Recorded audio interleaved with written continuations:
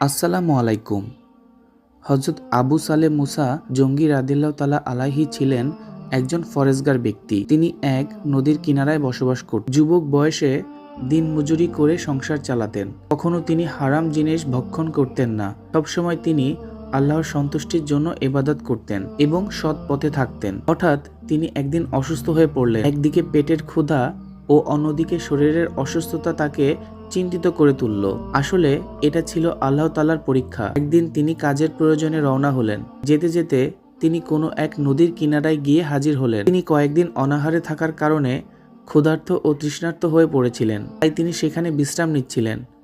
কিছুক্ষণ পরে তিনি পানি পান করার জন্য নদীর একবারে কিনারায় গিয়ে হাজির হলেন। সেই সময় দেখলেন কোথা থেকে একটি আপেল নদীর স্রোতে ভেসে এসেছে। তখন তিনি সেই আপেলটি তুলে নিলেন।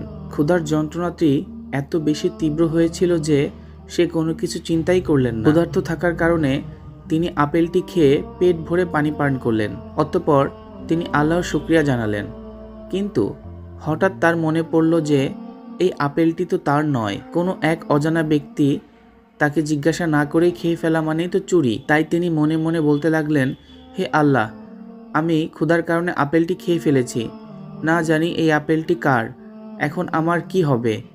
কাল কিয়ামতের দিনে আমি কি জবাব দেব? এখন তো আমার সেই ব্যক্তির কাছে ক্ষমা চাইতে হবে। এই চিন্তা তো হৃদয়ে ভীষণ অস্থিরতা এনে দিল। কিছুক্ষণ যাওয়ার পর তিনি একা একা বলতে লাগলেন, যেভাবেই হোক আপেলটির প্রকৃত মালিককে খুঁজে বের করব এবং তার কাছে ক্ষমা চাইব। যদি সম্ভব হয় এর মূল্য পরিশোধ করে দেব। অতঃপর সে আপেল গাছের মালিকের সন্ধান করতে লাগলেন। যেদিক থেকে আপেলটি ভেসে এসেছিল ঠিক তার উল্টো দিকে নদীর কিনারা ধরে যেতে লাগলেন। যেতে যেতে বহু পথ অতিক্রম করলেন। অবশেষে দূর থেকে লক্ষ্য করলেন কয়জন লোক দাঁড়িয়ে আছে। তখন তিনি সেখানে গেলেন এবং তাদেরকে জিজ্ঞাসা করলেন, আপনারা কি বলতে পারবেন নদীর কিনারায় যে আপেল বাগান, এই আপেল বাগানের মালিক কে? তখন তারা বললেন, ওই ব্যক্তির বাড়ি এখান থেকে কিছুটা আগায় গেলে দূরে দেখতে পাবেন। তারপর তিনি আবারও পথ চলতে লাগলেন।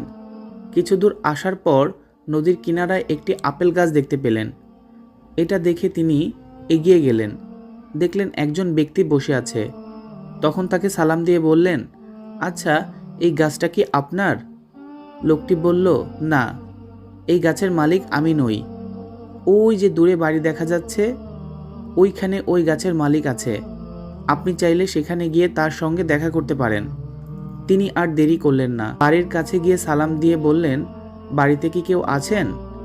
এই কথা বলার সাথে সাথে একজন ব্যক্তি বাইরে আসলেন এবং বললেন, কি ব্যাপার, আমাকে ডাকছেন কেন? আর আপনাকে তো ঠিক চিনতে পারলাম না। তখন তিনি বললেন, আপেল গাছের মালিক কি আপনি? লোকটি বলল, জি হ্যাঁ, আমি আপেল গাছের মালিক। তখন আবু সালেহ মুসা জাঙ্গির রাহমাতুল্লাহ আলাইহি অত্যন্ত বিনয়ের সঙ্গে বললেন, আপনি আমাকে ক্ষমা করে দিন। লোকটি বলল, আপনি কি অন্যায় করেছেন? কিসের জন্য ক্ষমা করে দিব? আমি তো কিছুই বুঝতে পারছি না। তখন তিনি বললেন, অনাহারে থাকার কারণে ক্ষুধার তাড়নায় এই গাছের একটি ফল খেয়ে ফেলেছি। এই গাছটি যেহেতু আপনার, তাই আপনাকে না বলে আপনার গাছের ফল খেয়েছে, যার জন্য আমি আপনার কাছে ক্ষমা চাইছি। লোকটি তার দিকে গভীর দৃষ্টিতে তাকিয়ে রইলেন। লোকটি মনে মনে বলতে লাগলো, কতটা ন্যায়পরায়ণ হলে একজন মানুষ শুধুমাত্র একটি আপেলের জন্য এত দূর এসে ক্ষমা চাইতে পারে।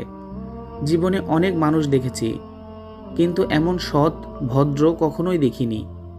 তাকে যেভাবেই হোক আমার কাছেই রাখতে হবে। অতঃপর তিনি বললেন, আমি আপনাকে ক্ষমা করতে পারি, কিন্তু আমার শর্ত আছে।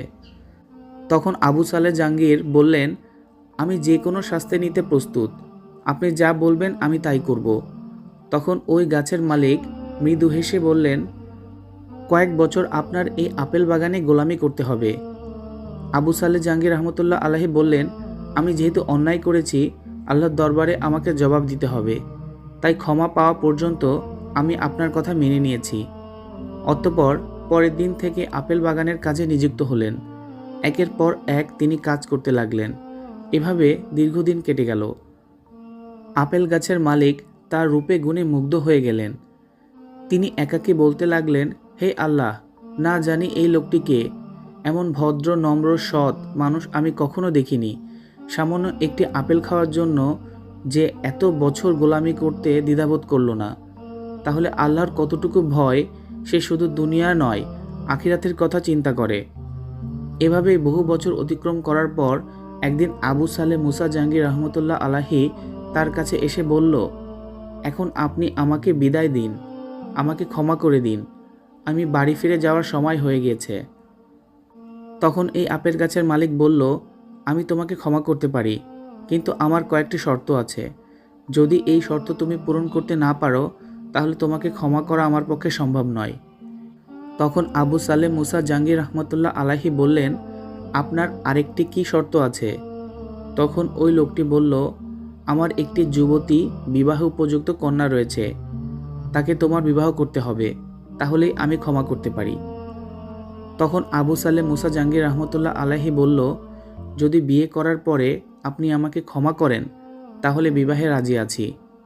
তখন লোকটি বলল, ভালো করে চিন্তা করো, আমার এই মেয়েটি বোবা, কথা বলতে পারে না, চোখেও দেখতে পায় না এবং সে খোঁড়া। তুমি কি তারপরেও বিবাহ করবে? আবু সালে মুসা জাহাঙ্গীর রহমতুল্লাহ আলাহি বললেন, আপনি যদি এখন আমাকে ক্ষমা না করেন তাহলে কাল কিয়ামতের দিনে আমি কি জবাব দেব? আপনার প্রস্তাবে আমি রাজি হয়েছি। অতঃপর তাদের বিবাহ সম্পন্ন হলো। সর্বপ্রথম আবু সালে মুসা জাহাঙ্গীর রাদিয়াল্লাহু তাআলা আলাইহি ঘরে প্রবেশ করলেন। যেমনি সালাম দিলেন তখন অপর দিক থেকে সালামের উত্তর এলো। এমন আওয়াজ শুনে আবু সালে মুসা জাহাঙ্গীর রহমতুল্লাহ আলাইহি বললেন, এই মেয়ে তো কথা বলতে পারে না, তাহলে সালামের উত্তর দিল কিভাবে? তখন ঘর থেকে বেরিয়ে শ্বশুরের কাছে এসে বললেন। তখন তিনি বললেন, হ্যাঁ, আমি বলেছি আমার মেয়ে বোবা, কারণ কোনো পরপুরুষের সাথে সে কখনো কথা বলেনি। আমার মেয়ে কানা, কারণ সে কোনো পরপুরুষকে দেখেনি। আমার মেয়ে খোঁড়া, কারণ সে কখনো ঘর থেকে বাইরে বের হয়নি, সে শুধুমাত্র ঘরে আল্লাহর ইবাদত করেছে। আবু সালে জাহাঙ্গীর রহমতুল্লাহ আলাহি আর কিছু বললেন না। অবশেষে ঘরের মধ্যে প্রবেশ করলেন এবং দেখলেন এক অপূর্ব সুন্দরী এসে বসে আছে। অতঃপর তিনি বললেন, হে আল্লাহ, আপনি আমাকে শ্রেষ্ঠ উপহার দিয়েছেন, একজন নেককার স্ত্রী। কিছুদিন পর খাইয়ের ফাতেমা গর্ভবতী হলেন। একদিন রাতে আব্দুল জিলানী রহমতুল্লাহ আলাইহির আম্মাজান উম্মে খায়ের ফাতেমা নিজ গৃহে শায়িত ছিলেন। গভীর রজনীতে তিনি স্বপ্নে দেখলেন হজরত আদম আলাইসাল্লামের স্ত্রী হজরত হাওয়া আলাইসাল্লাম তার কাছে উপস্থিত হয়ে বললেন, হে ফাতেমা, তুমি এই ভুবনে এক ভাগ্যবতী নারী। তোমার গর্ভে যে সন্তান এসেছে সে হবে আউলিয়া কুল্লের শ্রেষ্ঠ গাউসুল আজম কাদের জিলানী। এই কথা বলে সেখান থেকে অদৃশ্য হয়ে গেল। সাথে সাথে উম্মে খায়ের ফাতেমা ঘুম ভেঙে গেল এবং তখন তিনি আল্লাহর দরবারে শুকরিয়া আদায় করলেন। এভাবেই সময় কাটতে লাগল। অতঃপর 470 হিজরির পহেলা রমজান ইরানের জেলান প্রদেশে গ্রামে গাউসুল আজম আব্দুল কাদের জিলানী রহমতুল্লাহ আলাইহির জন্মগ্রহণ করলেন। গাউসুল আজম আব্দুল কাদের জিলানী রহমতুল্লাহ আলাইহি তখন মায়ের কোলে। রমজান শুরু হবে, তাই রমজানের চাঁদ দেখার জন্য কতগুলো লোক এক জায়গায় হাজির হলো। কিন্তু আবহাওয়া খারাপ হওয়ার কারণে রমজানের চাঁদ কেউ দেখতে পেল না। একে অপরের মধ্যে বিতর্ক শুরু হলো। কয়েকজন লোক বলতে লাগলো, রমজানের চাঁদ যেহেতু দেখা যায়নি তাই কাল থেকেই রমজান শুরু হবে। অপরদিকে থাকা কয়েকজন লোক বলল, প্রিয় ভাইরা, আপনারা ভুল বলছেন, রমজান আজ থেকে শুরু হয়ে গেছে। এভাবে একে অপরের মধ্যে তর্ক বিতর্ক শুরু হয়ে গেছে। আসলে সত্য কোনটা এটা কেউ বুঝতে পারল না।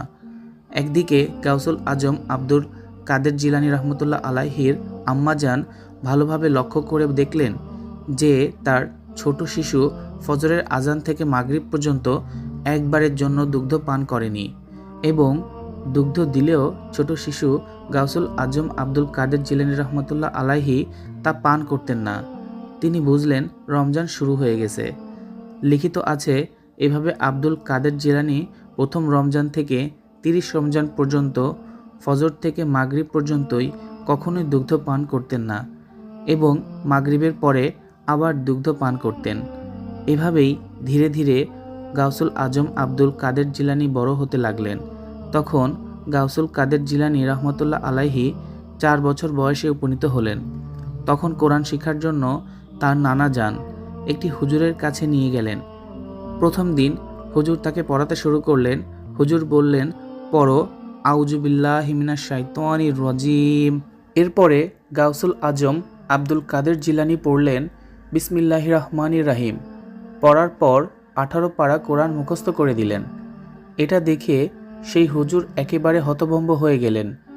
তিনি চমকে গেলেন। একা একা বলতে লাগলেন, এত ছোট বয়সে যাকে প্রথম কোরআন পড়ানোর জন্য আনা হলো, পড়ানোর আগেই সে 18 পারা কোরআন কিভাবে মুখস্থ করতে পারে? তখন হুজুর এক দৃষ্টিতে গাউসুল আজম আব্দুল কাদের জিলানীর দিকে তাকিয়ে রইলেন এবং বললেন, বাবা, তোমার নাম কি? তিনি বললেন, আমার নাম আব্দুল কাদের জিলানী। তখন হুজুর বললেন, তোমার ছুটি হয়ে গেছে, তুমি বাড়ি ফিরে যাও। আব্দুল কাদের জিলানী বাড়ির দিকে রওনা হলেন। বাড়িতে প্রবেশ করতে আব্দুল কাদের জিলানীর নানাজান বলেন, কি ব্যাপার? তোমাকে তো হুজুরের কাছে কোরআন শেখার জন্য দিয়ে এসেছিলাম, এত তাড়াতাড়ি বাড়ি ফিরে এসেছো কেন? তখন গাউসুল আজম আব্দুল কাদের জিলানী বললেন, হুজুর আমাকে ছুটি দিয়েছে আর বলেছে, যাও, তোমার আর পড়তে হবে না। এই কথা শোনা মাত্রই আব্দুল কাদের জিলানীর নানাজান একটি লাঠি নিয়ে তাড়া করতে লাগলেন। দৌড়ে যেতে যেতে কিছু পথ যাওয়ার পর রাস্তার ধারে একটা কবরস্থান দেখতে পেল। আর তখনই গাউসুল আজম আব্দুল জিলানী রহমতুল্লাহ আলাইহি কবরবাসীকে উদ্দেশ্য করে বললেন, এই কবরের মুর্দারা, তোমরা দেখো, আমার নানাজান আমাকে তাড়া করছে, তোমরা সবাই পালাও। এই কথা বলার সাথে সাথে কবর থেকে অনেক মুর্দা উঠে এসেছে। আব্দুল কাদের জিলানীর সামনে দাঁড়িয়ে গেল। এটা দেখে আব্দুল কাদের জিলানীর নানাজান বিষয়টি তিনি বুঝতে পারলেন। আসলে তিনি কোনো সাধারণ ছেলে নয়, আল্লাহর রহমত তার উপর আছে। সে বড় হয়ে বিশাল এক আল্লাহওয়ালা ব্যক্তিতে পরিণত হবে। এইভাবে গাউসুল আজম আব্দুল কাদের জিলানী রহমতুল্লাহ আলাইহি ধীরে ধীরে বড় হতে লাগলেন। একদিন গাউসুল আজম আব্দুল কাদের জিলানীর আব্বাজান ব্যবসার উদ্দেশ্যে কোনো এক দূরবর্তী জায়গায় যাবার জন্য প্রস্তুতি নিচ্ছিলেন। সেই সময় আব্দুল কাদের জিলানী এসে বললেন, আব্বাজান, আমি আপনার সঙ্গে যাব। তখন আবু সালেহ মুসা মৃদু হেসে বললেন, বাবা, তুমি এখন ছোট, যেও না। একে তো দীর্ঘ পথ, তার উপরে ভয়ঙ্কর জঙ্গল। এই জঙ্গলের অনেক বাঘভাল্লুক থাকে, তারা আক্রমণ করতে পারে। এখন গাউসুল আজম আব্দুল জিলানী বললেন, আব্বাজান, তারা আক্রমণ করবে না, আমাকে নিয়ে চলো, আমি যাব। অতঃপর বালক আব্দুল কাদের জিলানী এর কথা আর ফেলতে পারল না। বাবা ছেলে একসঙ্গে ব্যবসার উদ্দেশ্যে রওনা দিলেন। বাবা ছেলে উভয় যেতে যেতে জঙ্গলের মধ্যবর্তী স্থানে পৌঁছালেন। রহস্যময় এক ভয়ঙ্কর পশু পাখির ডাক, গা ছমছমে পরিবেশ। ঠিক ওই সময়ে তারা দূরে পাহাড়ের দিকে লক্ষ্য করে দেখলেন, জঙ্গলে একটি বাঘ উঁকি মারছে, তাদের দিকে এক দৃষ্টিতে তাকিয়ে আছে। তখন আবু সালেহ জাহাঙ্গীর রহমতুল্লাহ আলাইহি বললেন, ওই দেখো বাঘ, তাড়াতাড়ি চলো, নয়তো সে আক্রমণ করবে। তখন আব্দুল কাদের জিলানী বললেন, আব্বাজান, আপনি এখানেই দাঁড়ান, কিছুই হবে না। তখন বাঘটি তাদের কাছে আসলো। তখন গাউসুল আজম আব্দুল কাদের জিলানী রহমতুল্লাহ আলাইহি বাঘের দিকে তাকিয়ে বললেন, আমার নাম আব্দুল কাদের জিলানী, আমি হলাম আল্লাহর বান্দা মুহাম্মদ সাল্লাল্লাহু আলাইহি সাল্লামের উম্মত। এই কথা শোনা মাত্রই বাঘটি হঠাৎ থেমে গেল। তার দৃষ্টিতে আর কোনো হিংস্রতা নেই। বাঘটি মাথা নিচু করে আব্দুল কাদের জিলানীর সামনে এসে পায়ের কাছে পড়ল। আব্দুল কাদের জিলানী এবং মুসা জাহাঙ্গীর রহমতুল্লাহের পায়ে সালাম করলেন। এটা দেখে মুসা জাহাঙ্গীর রহমতুল্লাহ আলাইহি হতবাক হয়ে গেলেন। তারপর বাঘটি ধীরে ধীরে জঙ্গলের মধ্যে মিলিয়ে গেল। এই অলৌকিক ঘটনার পর আবু সালেহ মুসা উপলব্ধি করলেন, ছোট আব্দুল কাদের জিলানী সাধারণ কোনো শিশু নয়, সে ভবিষ্যতে মহান আল্লাহর এক বিশেষ ওলিতে পরিণত হবে।